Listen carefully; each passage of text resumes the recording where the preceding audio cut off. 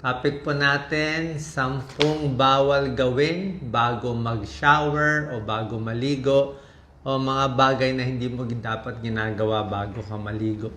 Pero bago natin pag-usapan yan, I think pag-usapan muna natin yung mga maling akala.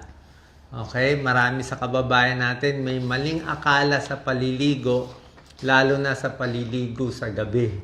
Diba? Okay ba maligo sa umaga, maligo sa gabi? Alam ko sa atin marami tayong paniniwala na masama daw maligo sa gabi dahil nakaka-arthritis daw, baka daw magkaroon ng wet lungs, mababasa yung baga, baka daw magkasipon, magkapulmonya.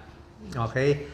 Base po sa pag-aaral namin, wala pong connection yung paliligo sa gabi. Tsaka maraming bansa, sa Japan, sa ibang bansa, lagi naman naliligo sa gabi. Lagi ako sa gabi naliligo. Maraming benefits kasi yung paliligo sa gabi. Pag sa gabi, syempre masarap ang tulog mo, mas malinis ka, pati unan mo, kama mo mas malinis, mas hindi ka magkaka-infection at mga pimples.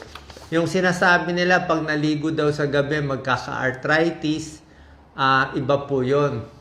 Pag sinabing rheumatoid arthritis, autoimmune disease to, kadalasan sa babae at namamaga yung joints. Wala namang connection yung paliligo sa gabi o sa umaga. Dinidikit lang nila yung arthritis sa ligo sa tingin ko dahil naliligo siguro sila ng malamig. Baka ang tubig nila sobrang lamig, giniginaw sila, sumasakit yung joints nila. Kaya sinasabi nila baka nagkaka-arthritis. Pero wala pong connection. Isa pang maling paniniwala, ang paliligo daw sa gabi nagkakaroon ng wet lungs. Ano tong wet lungs? Pulmonya. Ang pulmonya po, virus to o bacteria to, bacterial infection, kaya nagkakapulmonya. May ubo, may plema, nahirapan huminga, may lagnat. So, walang connection din sa paliligo sa gabi. Baka yung connection dito sinasabi nila baka nalamigan ka. Diba? Palagay natin, umulan, nabasa ka ng ulan, malamig, pag uwi, inubo, natrangkaso. Baka doon nila kinoconnect. Actually, pag nabasa tayo ng ulan, lalo na nalamigan, pwedeng humina ang immune system pag nalamigan tayo. Kasi gusto ng katawan natin, maganda yung temperature. 37 degrees tayo. So pag nalamigan ka, bumaba yung temperature, minsan humihina ang immune system. So, pag nalamigan, pag humina immune system, pwedeng magkasipon, pwedeng magkatrangkaso dahil humina ang immune system mo. Hindi dahil sa paliligo sa gabi. Kaya sabi ko nga, pag nabasa ka sa ulan, ituloy mo na sa ligo, pwede mo ituloy sa ligo, pero maligamgam na tubig o mainit-init na tubig, mas gusto natin. So, kung takot kayo dyan sa mga arthritis, wet lungs, sipon, maligo ng maligamgam na tubig. Tsaka pwede rin naman sa gabi, maraming benefits sa gabi. Okay? Walang katotohanan yan. Iba sinasabi, bawal maligo pag may regla. Actually, wala rin connection Siguro yung lumang-lumang panahon, baka siguro sa dagat sila naliligo, may regla, baka may pumasok na infeksyon. Pero ngayon, malinis na ang tubig natin. Kaya kahit may regla, pwede naman maligo basta malinis yung tubig. Ngayon po ang topic natin, ano tong mga 10 bawal gawin bago mag-shower o bago maligo. Okay? Ito baka ginagawa nyo to. Number 1, bawal kumain ng marami. Yung bagong kain mo pa lang, kumain ka ng sambandehadong kanin, busog na busog ka, tapos maliligo ka.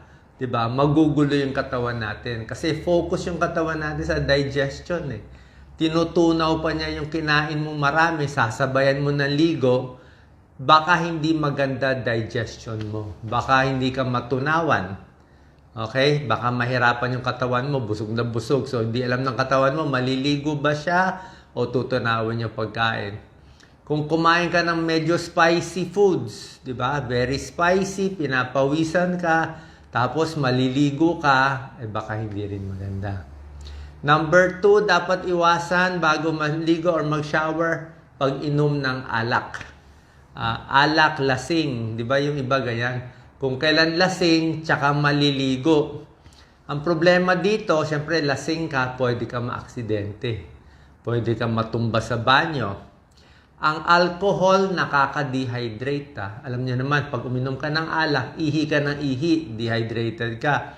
Tapos maliligo ka ng mainit, o madi-dehydrate ka na naman.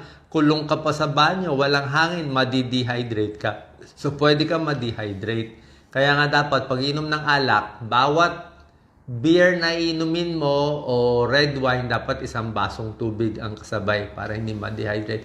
So iwas ang alak bago maligo. Number 3, sobrang exercise.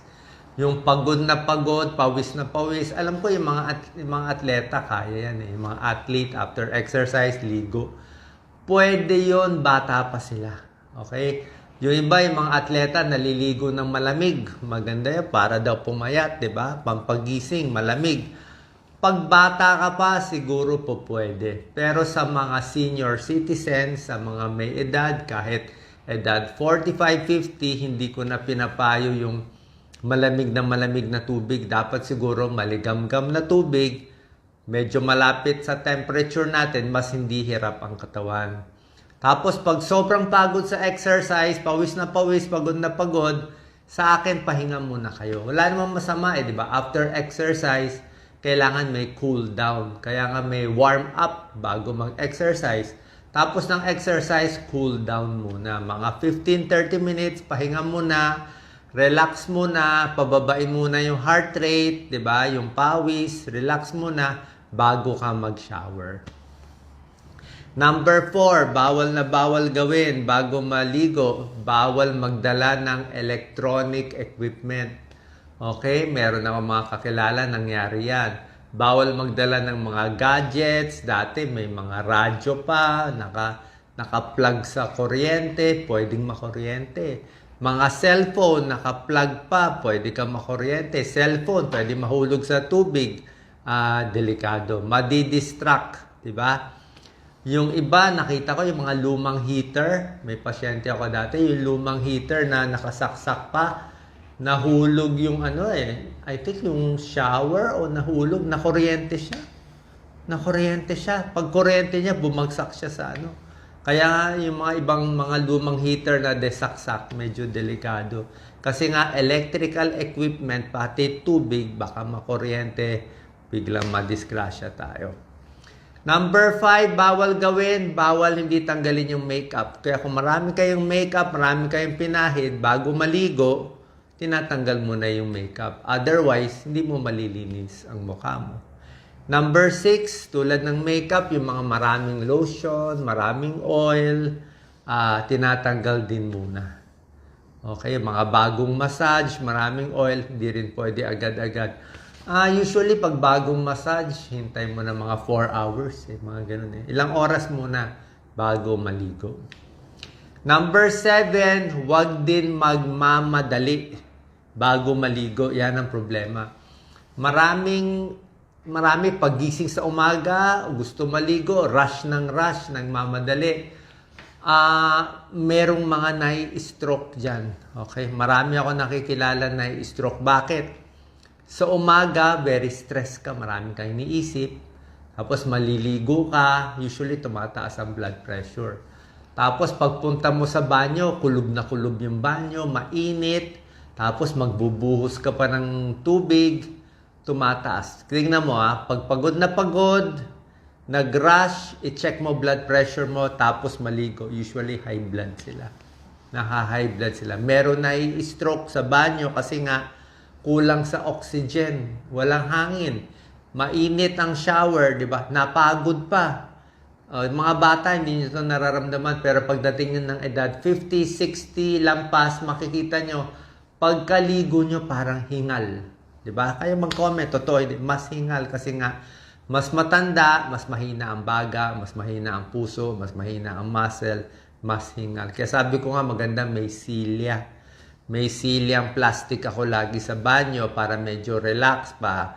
Habang nagpupunas ng paa, wag na masyadong yuyuko. Yung mga senior, di ba? Panglilinis na pa, yuyuko, baka ma-vertigo kayo, bumagsak kayo. Delikado po. Tapos may sabon pa sa mata. Nahulog yung sabon, di ba? Matutumba ka doon. Number 9, dapat pinakamaingat sa mga accidents. Okay? Number 9, iwas sa accident sa banyo. Tulad na sinabi ko, pwede may silya. CR namin may mga handlebars. Very important yung handlebars. Hindi pwede wala. Pag ganun, wala ka mahawakan. Tapos yung tapakan talaga, ilang beses, kahit ako, muntik-muntikan eh. Minsan, hindi pantay yung sahig, di ba? Yung tiles. So, pag basang-basa, pwede kang matapilok. So, either may hawakan ka o maglagay ka ng rubber. Kaya lang yung rubber, dumudumi naman. Patong mo sa tile. Minsan, yung baro ko na lang ang nilalagay ko basa para meron akong matapakan. May kapit lang yung paa mo na huwag kang matumba sa CR. Kasi, number 1, cause of accidents at pagkamatay sa banyo nangyayari. Kung meron ka mga jewelry, accessory, kailangan tatanggalin muna bago maligo, ha? Kasi baka maghalo sa chemical. Number 10, ingat din, baka meron kang iniinom na gamot. Baka may gamot kang mga antihistamine, pampaantok, o gamot sa mental health, antidepressant, para sa nervyos, baka hilo-hilo ka pa, mabawasan yung alertness mo. So, ingat din sa mga ganitong gamot. Okay? So, saan pa nakatulong itong mga tips bago mag-shower? Ano naman ang dapat gawin? Ito yung mga don'ts 1 to 10. 8 dapat gawin habang naliligo. Yan. Dito naman tayo sa dapat gawin. Sa dapat gawin, number 1, mas maganda maligamgam na tubig. Okay? Bata man o matanda, perfect yan. Yung malamig kasi, merong iba nagtuturo malamig. Pambata yon, pampagising yung malamig. Kung nangangati ka, pwede rin malamig. Nangangati, may mga eczema, gusto nila cold. O sa umaga, papasok sa school, pampagising, pampabilis na metabolism. Yun lang ang malamig, pero hindi rin sobrang lamig. Usually, gagawin nga maligamgam na tubig. Tapos sa dulo, yung ending na ng shower mo, pwede mo lagyan ng konting lamig kung gusto mo bago magtrabaho. Number 2, sa paggamit ng sabon. Kailangan tama ang sabon sa katawan, tama ang sabon sa muka, tama ang shampoo sa buhok. Yung iba nagtitipid, di ba? Pag bata pa tayo, yung sabon pang katawan, pinang-shampoo natin, mali. Di ba? Iba ang pH so hindi maganda. Yung sa katawan, depende, pwedeng medyo dry na soap, nakaka-dry na soap, medyo pwede. Pero sa muka, para sa akin, dapat medyo oily. Kasi pag yung dry na soap ginamit ko sa mukha, lalo ako nagda-dry, maglalabas lahat ng dry. So sa mukha, mas sensitive dapat yung sabon, mas mild, wala masyadong perfume, at hindi masyadong matapang yung sa mukha. Very important. Kundi, mabilis tayo tumanda. Yung sa katawan, pwede naman kung anong sabon ang gusto nyo. Isa pa, pagdating sa private part, sa maselang parte ng babae, ng lalaki, huwag masyado sasabunin. Actually, medyo bawal sabunin. Dapat nilagay ko sa bawal.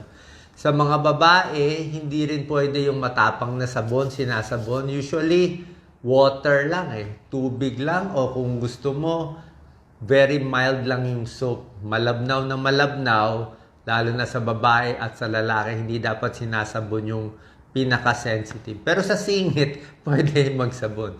Walang problema. Okay? Pwede sabunin yung mga mababahong parte ng katawan. Ano yung pinaka-mababahong parte ng katawan? Meron tayong sweat glands, di ba? Ang sweat glands natin, dalawang klase. May sweat glands tayo na hindi maamoy, hindi mabaho. Yung dito, sa kamay. Walang smell yan, pawisan ka. Okay? Sa harap, sa likod, medyo walang amoy yung sweat glands.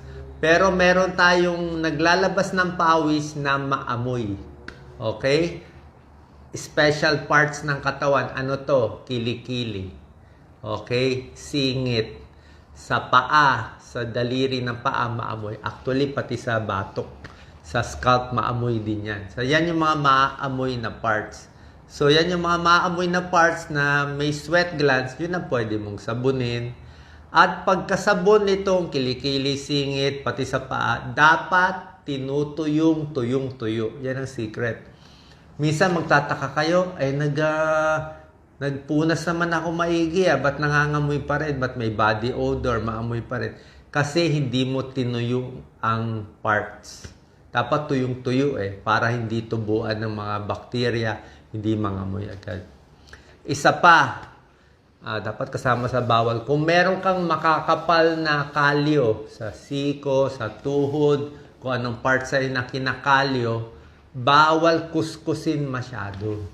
Yan ang turo ni Dr. Katigo, dermatologist. Yan ang kamalian natin. Maraming kababayan natin ganito ginagawa. Pag player din, nangingitim dito kasi lagi tayo nakapatong yan Pag nangingitim dito, ang gagawin ng iba, lalong kukuskusin para pumuti, di ba? Mali po. Lalo mo siyang kukuskusin, lalo siyang mai-irritate, lalo siyang kakapal, lalo siyang mangingitim. So, dapat hindi lang ginagalaw. Normal lang na sabon, tapos wag mo nga masyado patungan, lagyan mo lang ng lotion. Unti-unti lang dapat mawawala yung pangingitim. So, hindi dapat kinukuskus. So, sabi nga ni Dr. Katigo, bawal ang 4 na K, bawal kamutin, kalkalin, kutkutin, at ano pang mga K, bawal. Okay? Number 5, dapat yung CR natin may hangin, may konting oxygen. Lalo na kung may sakit sa baga, merong sakit sa puso, kailangan may konting hangin. Huwag masyado mainit. Okay? Sa ibang senior nga, sabi ko, kung kayo-kayo lang sa bahay, huwag na ilak. Mamaya kasi matumbay, maaksidente, tapos tumawag siya, hindi makapasok sa banyo. Ma-stroke. Marami ako nakita na stroke sa CR. Marami ako nakita emergency, bagsak yung ulo, tumama sa sahig, sa dingding na semento, dudugo sa ulo, emergency. So kung nakalak, mahirap sisirain mo pa yung pintuan. So dapat well ventilated, wag madapa, tapos gusto ko nga may plastic na silya para stable. Number 6, yun na nga, mga shower cap at mga shower mat. Number 7, sinabi ko, pag maliligo pala, dapat basang-basa ang katawan. Bago ka magsabon, kailangan basang-basa para bumula. Sa buhok din, kailangan basang-basa yung buhok bago mag-shampoo. Pag hindi mo binasa maigi ng tubig ang buhok, ang katawan, parang useless yung sabon mo. Useless yung shampoo mo. Okay? So, basang-basa and afterwards, idadry mo. Finally, pag dry ng katawan, dampi-dampi lang. Sa buhok, ang pag-dry, dampi-dampi, huwag gaganunin. Ang buhok kasi nalalagas talaga yan. Mas matanda tayo, mararamdaman nyo yan. Pag edad 40, 50, pataas, 60, ang buhok nyo dati makapal, ngayon manipis na. Dati makita mo, ang kapal ng buhok ko, ngayon manipis na. Dati, pag bata ka pa, konti lang malalagas. Pag tumatanda ka, mas marami na malalagas. Kasi tumatanda, numinipis yung buhok, humihina. Plus, pag basa ang buhok, mas marupok ang buhok. Mas basa ang buhok, mas mahina siya. Mahabang siya. Kaya wag mo masyadong kuskusin yung anit, lalo na sa mga hairdresser, mahuhulog yan, malalagas yan. So, ang ligo, dapat konti-konti lang, gentle lang. Once a day maximum, wag din twice a day, baka malagas yung buhok. At pagdating sa shampoo, tamang-tama lang. Okay? Konting shampoo, lagyan ng tubig bago sa buhok. Huwag din sobrahan ng shampoo. Pag sobra daming shampoo, sobrang tapang, nai-irritate din yung buhok. Hindi rin maganda. Mas nalalagas din. Okay? So sana po may tulong to sa mga tamang gawain at maling gawain bago mag-shower, bago maligo. Salamat po.